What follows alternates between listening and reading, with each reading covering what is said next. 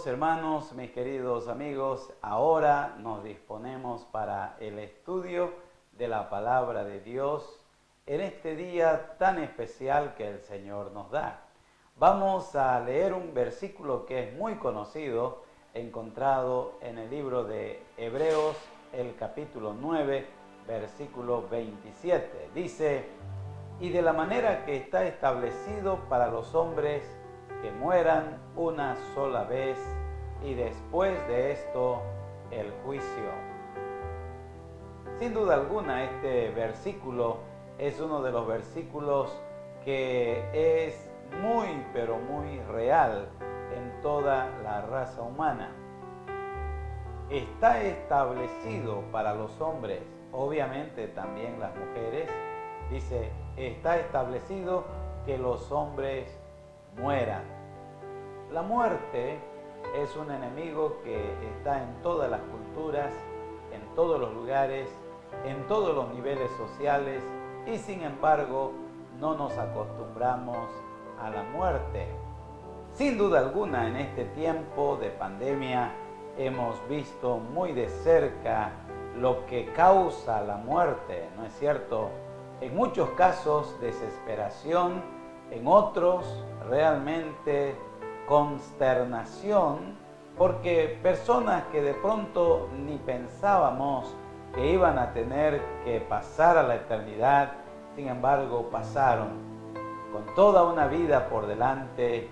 Otros muy ancianos que ya fueron afectados por la pandemia, pero lo cierto es que la muerte es real. Ahora, en la palabra de Dios, aquí la Biblia dice, está establecido. La pregunta es, ¿quién estableció la muerte? Bueno, en la palabra de Dios dice, la paga del pecado es la muerte. ¿Qué significa eso? Significa que la muerte es a consecuencia del pecado del hombre. Todos nosotros hemos pecado y como consecuencia de ese pecado estamos sujetos a la muerte. Y la muerte puede llegar en cualquier momento. Hay diversos tipos de formas de morir, ¿no es cierto? Ahora dice la palabra, está establecido. Dios estableció que el hombre muera una sola vez, hablando desde el punto de vista físico. El hombre muere físicamente hablando una sola vez. Pero hay que entender también que en la Biblia se enseña de la muerte espiritual. Dice el apóstol Pablo hablando a los Efesios en el capítulo 2, y Él os dio vida a vosotros cuando estabais muertos en vuestros delitos y pecados.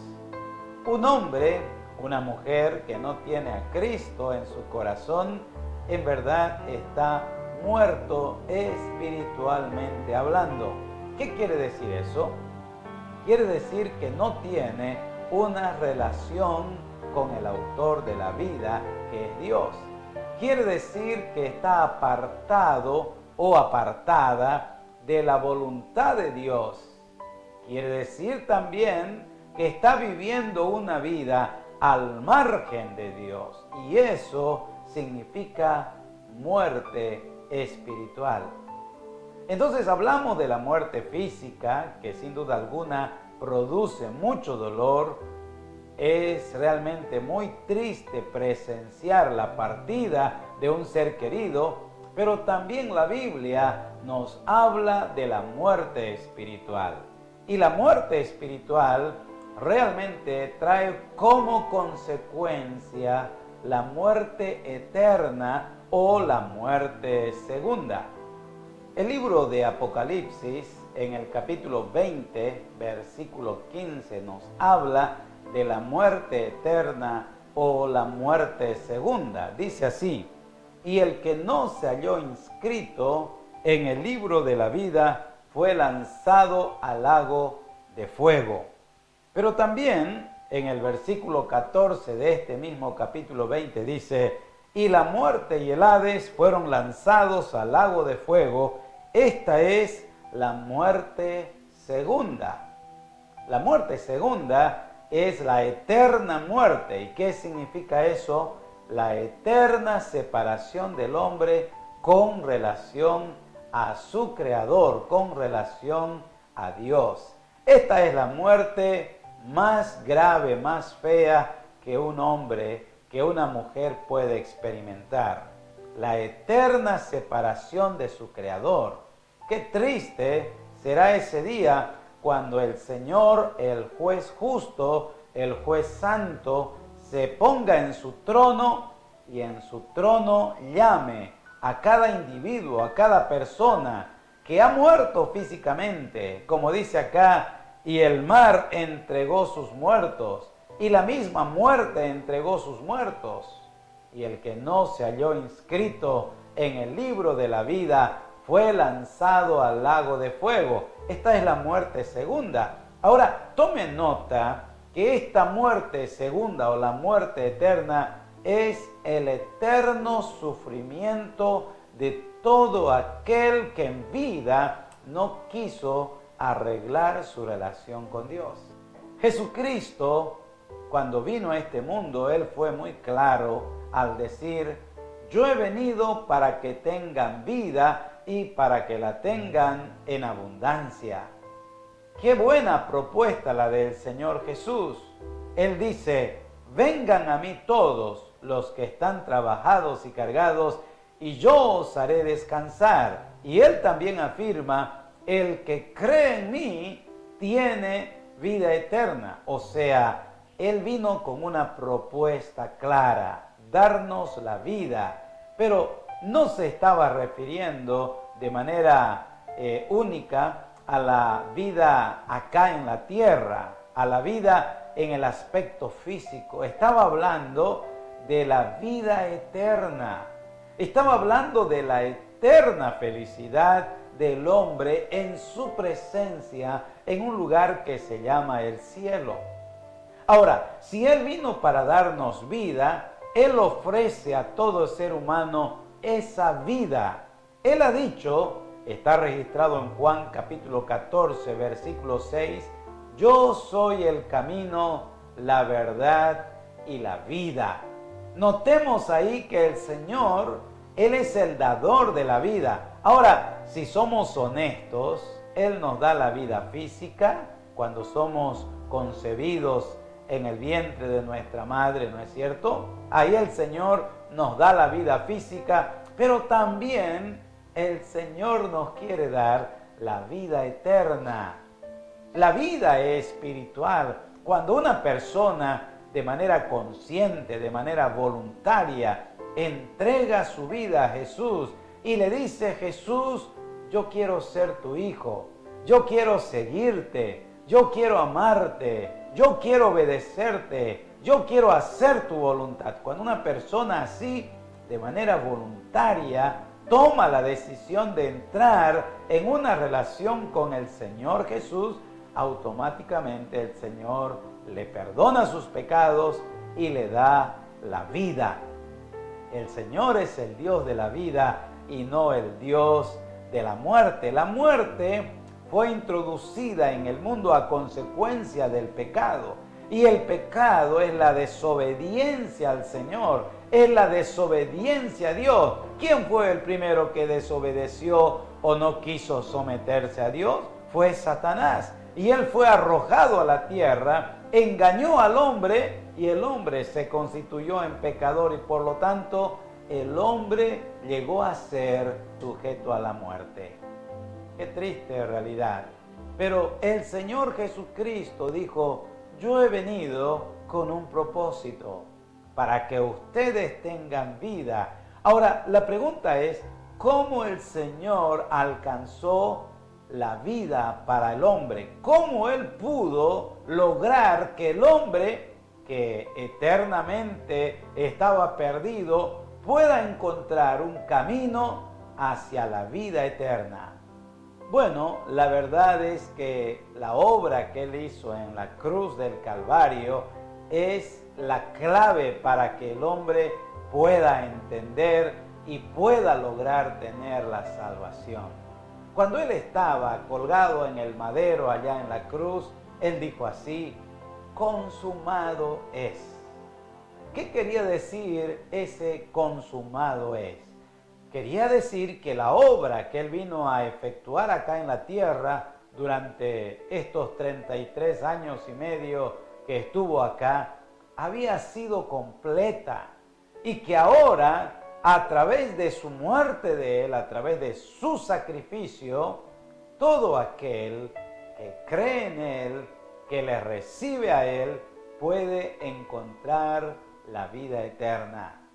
¡Qué lindo! O sea que esto de la vida eterna no es un logro humano, no es algo que el hombre por esfuerzo propio ha podido alcanzar. La vida eterna es un regalo de Dios. ¿Qué dice el apóstol Pablo a los Efesios en el capítulo 2, versículo 8? Dice: porque por gracia sois salvos por medio de la fe, y esto no de vosotros, pues es don de Dios, no por obras, para que nadie se gloríe. Ahora entienda usted que esa vida, que esa salvación, la podemos alcanzar únicamente como un regalo de Dios. Cristo hizo la obra en la cruz, entregándose Él por nosotros, ofreciendo su cuerpo santo y perfecto allá en nuestro lugar, y a través de Él ahora, como un regalo, nosotros recibimos la vida eterna. Nadie puede jactarse de que es salvo porque hizo un esfuerzo o porque ha logrado con sus propios méritos agradar a Dios. No, al contrario. La Biblia dice que nosotros, los seres humanos, nuestras buenas obras delante de Dios son como trapos de inmundicia. Imagínense ustedes, terrible, ¿verdad? Todo lo bueno del hombre delante de la santidad de Dios es como trapos de inmundicia. Es decir, no tienen ningún valor. Por eso el apóstol Pablo dice: no es por obra para que nadie se gloríe, es por la gracia de Dios. La gracia de Dios alcanza al hombre que cree, al hombre que recibe a Cristo. Juan, el escritor, en su evangelio escribe: mas a todos los que le recibieron, a los que creen en su nombre, les dio potestad de ser hechos hijos de Dios. Qué gran bendición, ¿verdad? Que cuando creemos en el Señor, que cuando recibimos a Cristo, tenemos la vida. La muerte, sin duda alguna, causa espanto, en algunos casos hasta causa terror, miedo.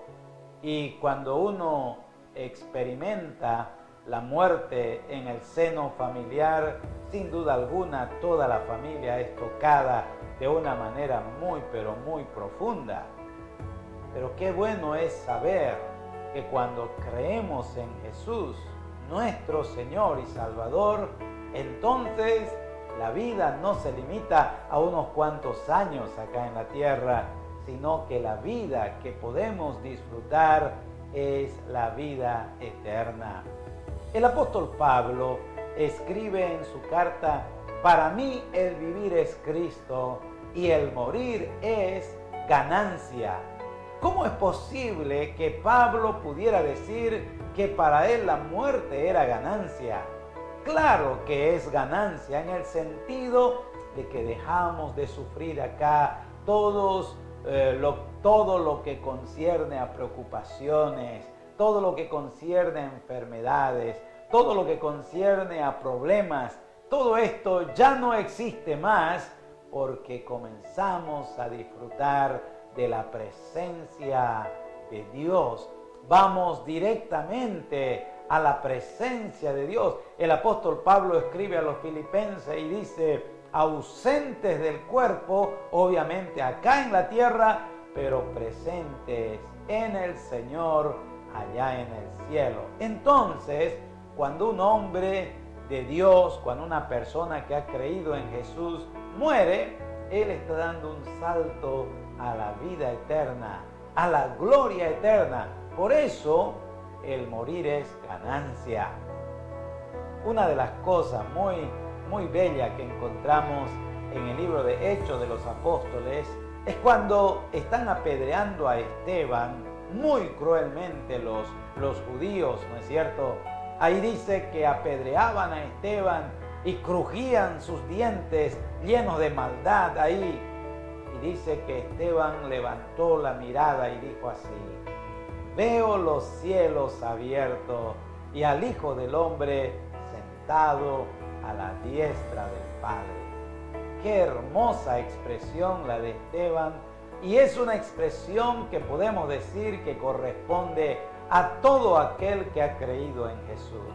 Los cielos están abiertos, la puerta de entrada al cielo se abrió en el momento que has creído y has recibido a Jesús como tu Salvador personal.